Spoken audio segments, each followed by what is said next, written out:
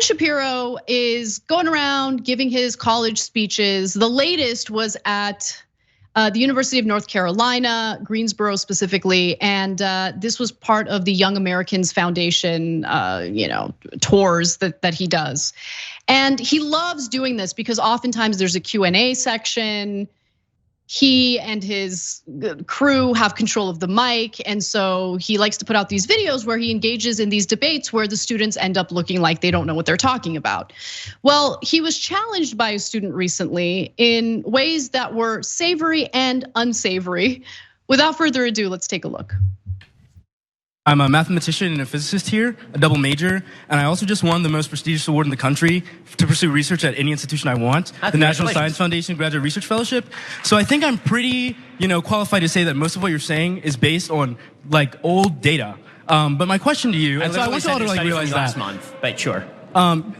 For example, gender identity disorder, that's the DSM-4, bro. We use the DSM-5 now for psychologists to be able to talk about. I literally cited the DSM-5 in the speech, and it's called gender dysphoria, which is a term that I use throughout the speech, not gender identity disorder. You sound like a bozo, bro. And you can't even make your wife wet, bro, so what's good?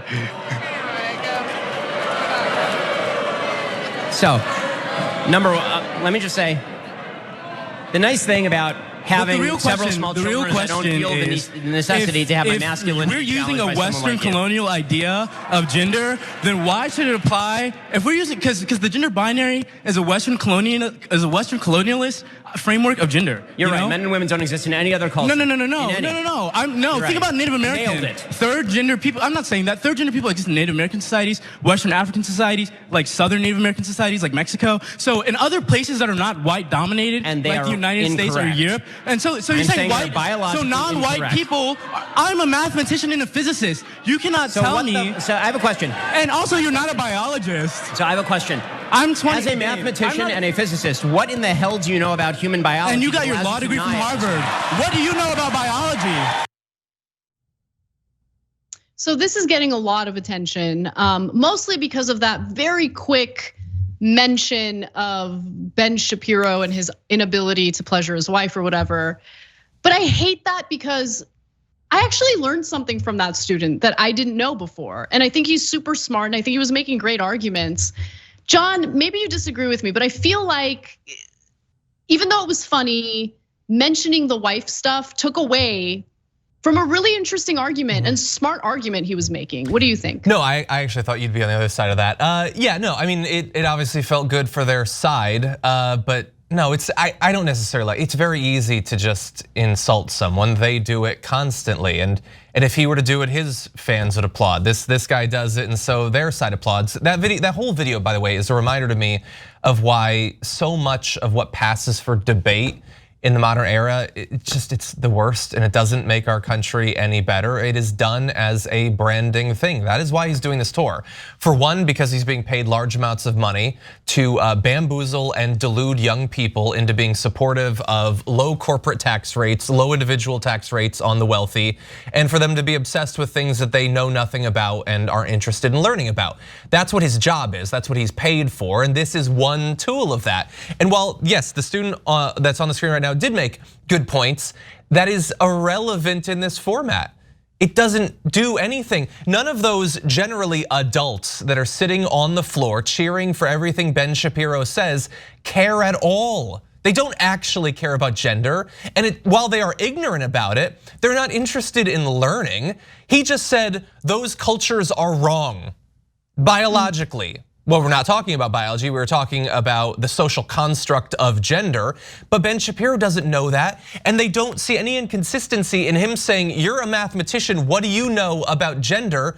He's not a biologist and he's talking about biology. Again, it's all cheap point scoring and the entire thing is biased. You can say anything you want and your side will like it, and the same for the other. It's not just a bad debate. It is the inverse of a debate. It is the exact opposite of the quest for truth or a venue for persuasion, except very much on the periphery. There might be a couple people who watch it, maybe, and maybe that makes it worth it. But for the most part, he is not there to change people's minds. He has no faith he'll change people's minds. He has already been paid before he even walks up on the stage.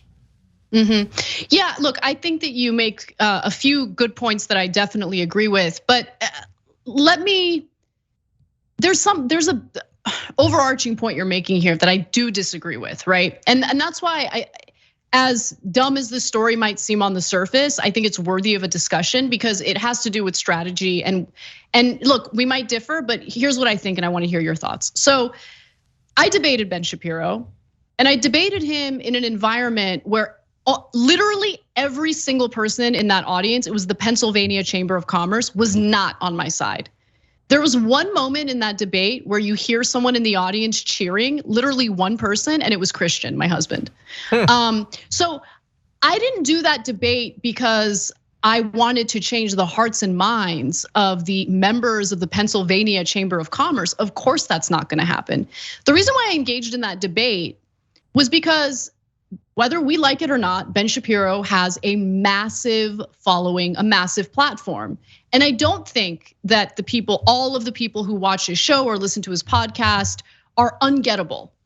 I do think that if you can essentially exploit his own platform or the platform that he's providing for you, you can literally use that to plant seeds in the minds of people who can be persuaded.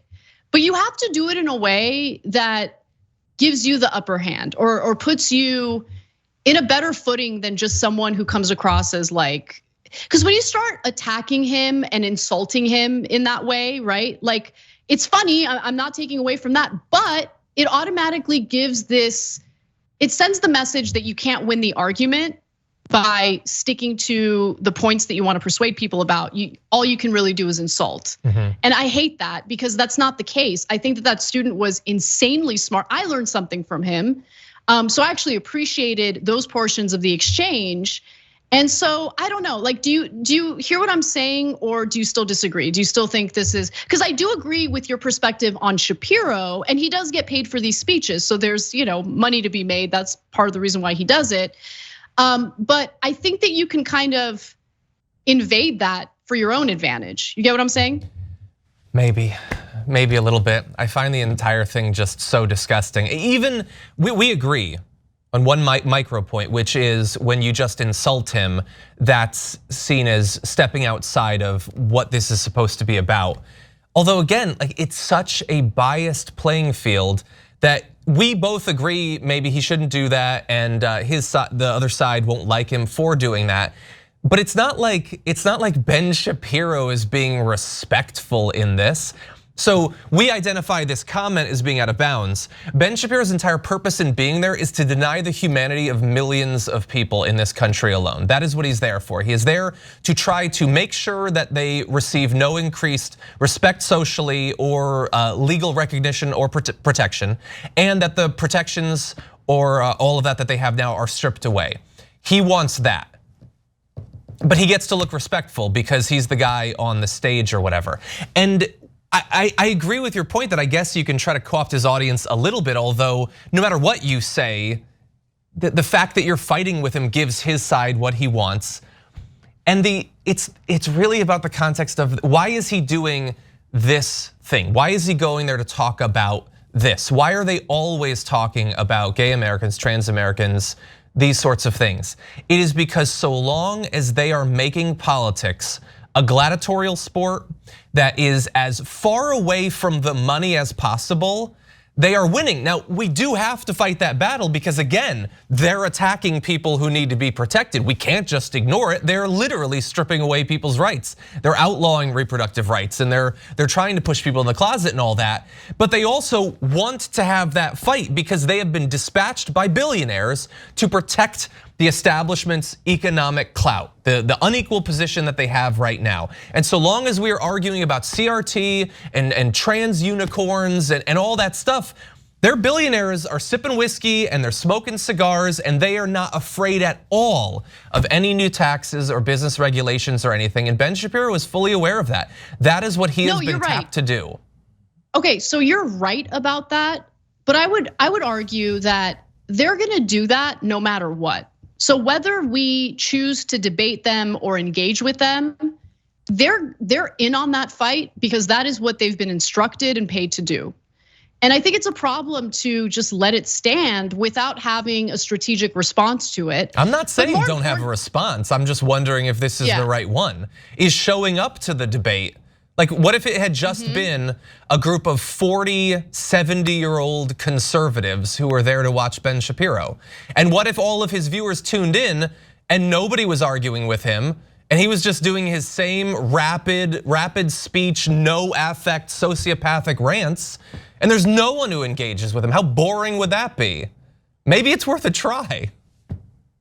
I mean, he does that on a regular basis. That's his podcast. You know what I'm saying? Like, but I hear what you're saying. I disagree. Like, I do think that this can be done in a way. Good faith actors can engage in this in a way that honestly calls him out on the weaknesses in his arguments. What I found fascinating was how much he wanted to talk about culture war topics as we were debating before the Pennsylvania Chamber of Commerce. I was there to debate economic issues, but he got real uncomfortable with that and constantly tried to pivot back to CRT or whatever. I'm not surprised at all. We know their weaknesses, that's my point. So if we can co-opt their platforms, if we can make good arguments because we know we have the facts on our side, we should do it, but we have to be strategic about it. Look, politics isn't just about fun emotional releases and like dunking on people. It's about strategy. It's about having the ability to plant seeds, to persuade people. There's an art associated with that.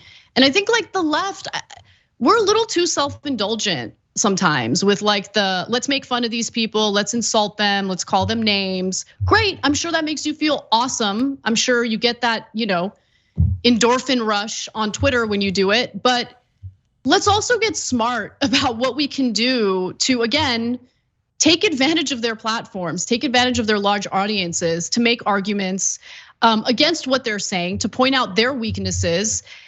Because look, we don't have millionaires and billionaires funding speaking tours for us. So let's just invade theirs.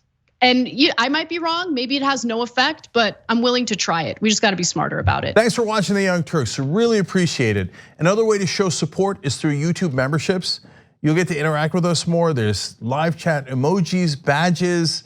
You've got emojis of me, Anna, John, JR. So those are super fun. But you also get playback of our exclusive member-only shows and specials right after they air. So all of that, all you gotta do is click that join button right underneath the video. Thank you.